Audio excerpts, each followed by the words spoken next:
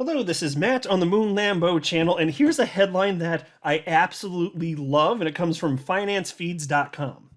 Cringe. SEC fails at basic math against Ripple in report on XRP news. Now, the story is on a topic that I already covered having to do with the Dr. Metz report, which you may recall. It's in the report that created by Dr. Metz is an attempt to prove, and I say attempt to prove, that XRP price action results specifically from, or predominantly from Ripple news events and what Ripple's doing within the market, which is a completely bogus argument. I've already torn it to shreds, so I'm not going to rehash a bunch of the same stuff here.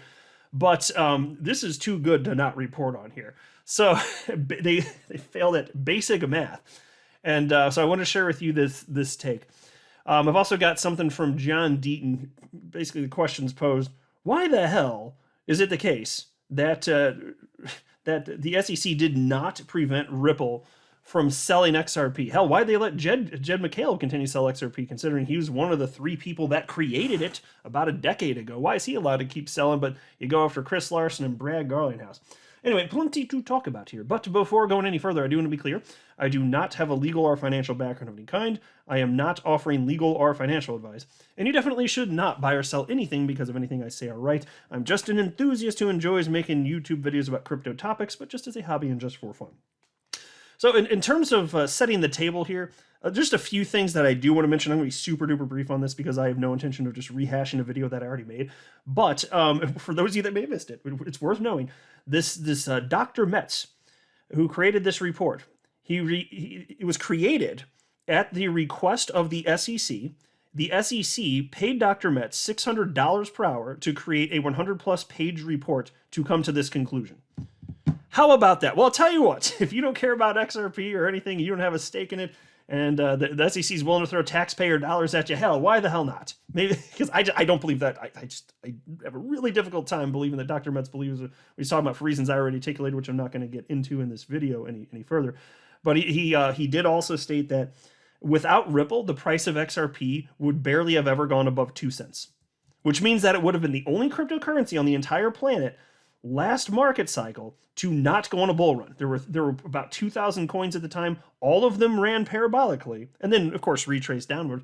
But all of them did. And he's saying without Ripple, wouldn't have happened. That's an argument he's actually making. It's completely absurd. Never would have reached almost $4. It would have been about 2 cents. Ridiculous. Anyway, let's dig into the piece now. Again, I love the title, so I hope you do too. Cringe. SEC fails at basic math against Ripple in report on XRP news. In the most recent event in the SEC versus Ripple case, the plaintiff filed its response to Ripple's motion to strike the Metz supplemental expert report. The very dispute is taking place because the court allowed each expert witness to submit a report and then a rebuttal report only.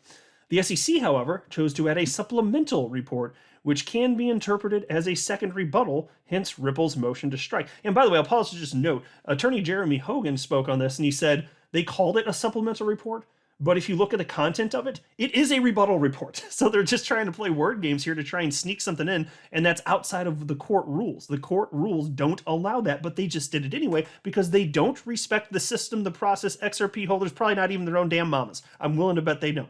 And then there's this subheading: SEC's triple fail. I love this headline. So many options for me as a YouTube content creator. Like, what do I even call my video? I'll figure it out. A lot of times I figure out titles after recording. But anyway, we'll see. Or at least sometimes I do. SEC's triple fail. Proper procedure, deadline, and, drumroll please, basic math. The SEC is now arguing that the rules governing motions to exclude expert discovery favor the plaintiff and precluding the supplemental report, a statistical analysis of the economic significance of Ripple's news announcements, would confer an unwarranted advantage on the defendants. In conclusion, the agency believes the opinions by Dr. Metz should not be stricken nor precluded. And here's a quote: "What a poorly written response. It's repetitive, a sign of a weak argument. It wrongly accuses Ripple of failing to follow proper procedure when the failure was the SEC's and, most comically, offers to consent to reopening a deadline the SEC blew." And that came from attorney James Filan, who of course is a card-carrying member of the XRP community. Piece continues, it is not only the SEC's inconsistencies in response to Ripple's motion to strike that are coming under fire. The report itself has been found to fail at basic math. Twitter user at the XRP Arsenal pointed out that 97 out of 500 news's price rises account for around 20% of the data. And so just pause. That's what was claimed by Dr. Metz. 97 out of 500 news price rises accounted for 20% of the data. And then it continues. It was observed that 40% of Bitcoin/ETH moves resulted in XRP moves. And then he writes, last time I checked, 40% is more than 20%. And so the 20%, that wasn't a number that was crunched in the piece.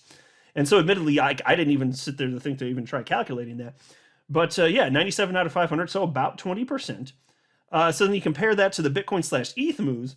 That means that Bitcoin and ETH are bigger players in terms of determining, even by Dr. Metz's own claims, Bitcoin and ETH, bigger decider in terms of the moves of XRP. What in the ever-loving hell, folks? $600 an hour to get this. $600 an hour, 100 plus pages of complete garbage. I bet the taxpayers, if they knew it, they'd just love that, wouldn't they? And then check this out. Here's another quote from him, from the XRP Arsenal on Twitter. He wrote, in addition, 40% of the 7 years that were analyzed equates to 1,022 days. 10x the amount of days that Dr. Metz states that XRP was subject to positive movement due to Ripple news. These stats just serve to prove XRP is more bound to the wider market than Ripple.